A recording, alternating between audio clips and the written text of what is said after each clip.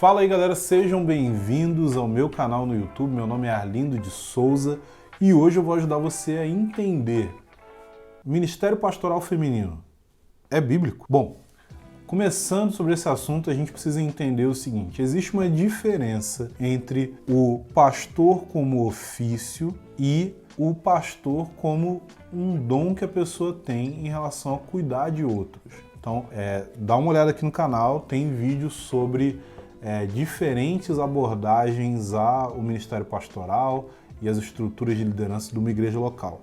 Mas a gente está querendo falar aqui sobre pastorado feminino. Isso é uma coisa correta? Não é uma coisa correta? É válido? Não é válido?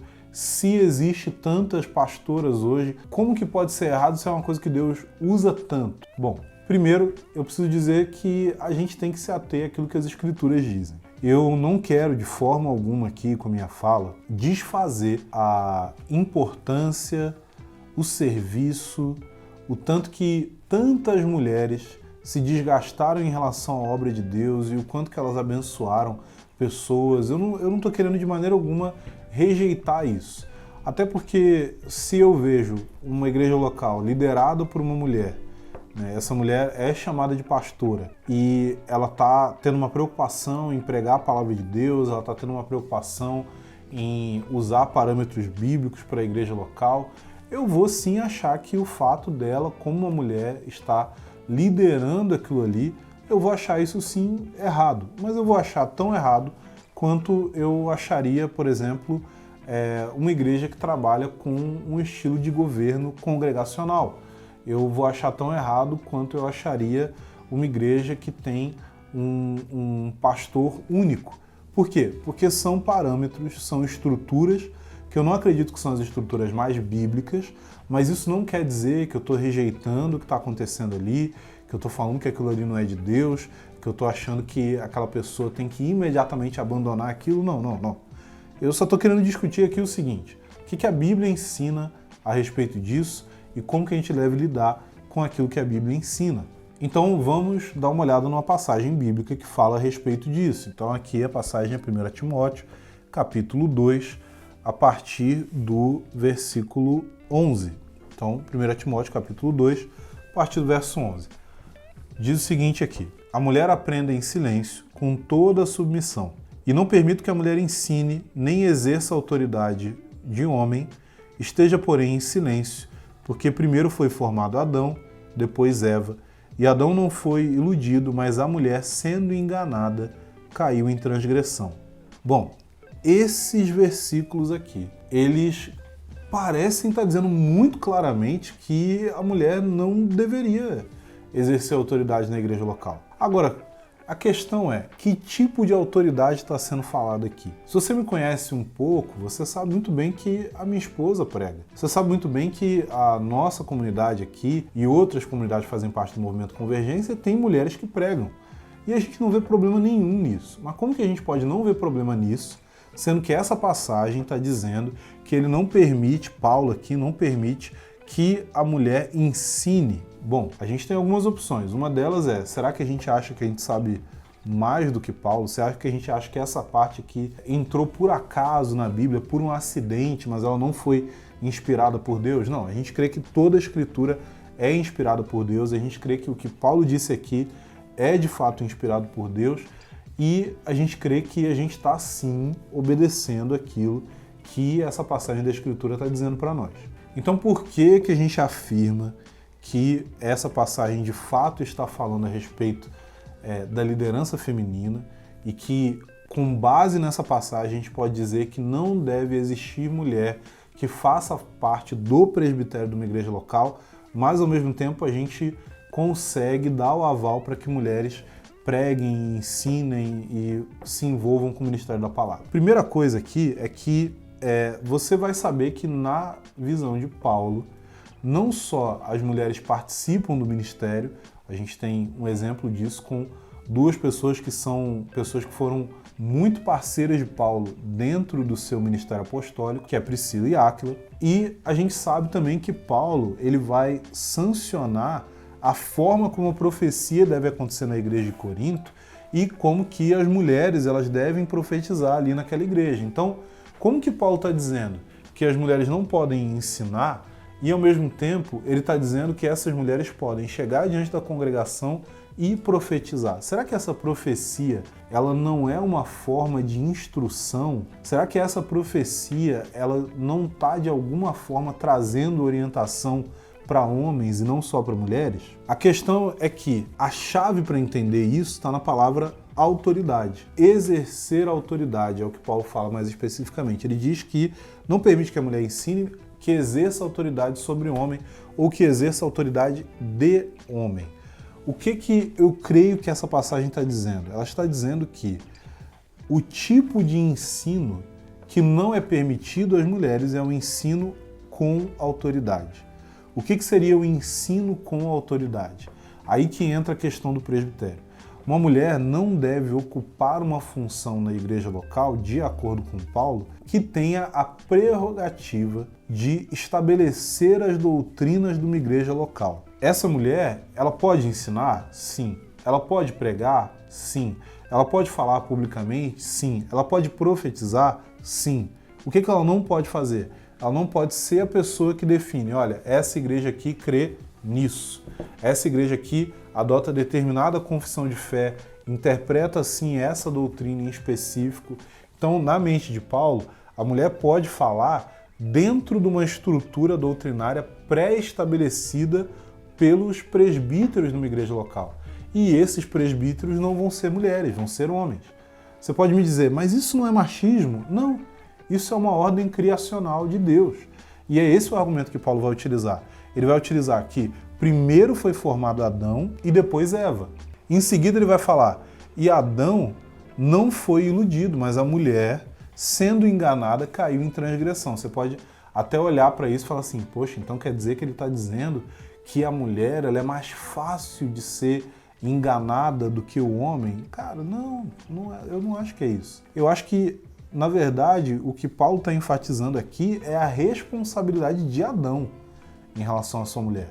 Adão precisava guardar e cultivar o jardim. A sua esposa, Eva, estava ali naquele contexto. Então, Adão, como o chefe da sua família, como marido, ele deveria proteger a sua esposa. O fato dele não ter protegido a sua esposa mostra uma negligência da parte dele.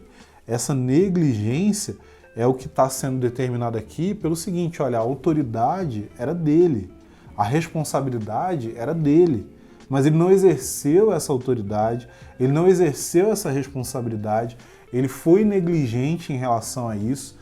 Pode ser que ele tenha sido negligente simplesmente pela negligência, pode ser que ele tenha sido negligente porque ele, de fato, queria se inclinar para o pecado. Mas não é isso que a gente está discutindo aqui. O que a gente está discutindo aqui é sobre as mulheres exercerem autoridade por meio do ensino. Então, como que uma mulher pode pregar, ensinar ou profetizar na igreja local? Olhando para aquilo que já foi estabelecido como as doutrinas fundamentais de uma igreja pelo seu presbitério e pregando de acordo com aquilo.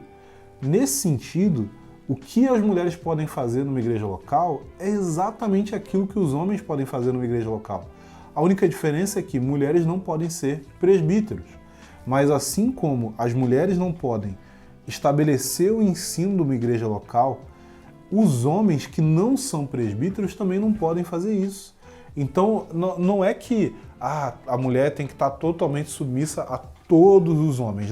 Não é isso. A questão é que a mulher precisa estar submissa ao presbitério da sua igreja local. E a outra instância que ela vai ter submissão é ou na sua casa, ao seu pai, ou ao seu marido. Agora, não é que todos os homens têm autoridade sobre as mulheres, de forma alguma.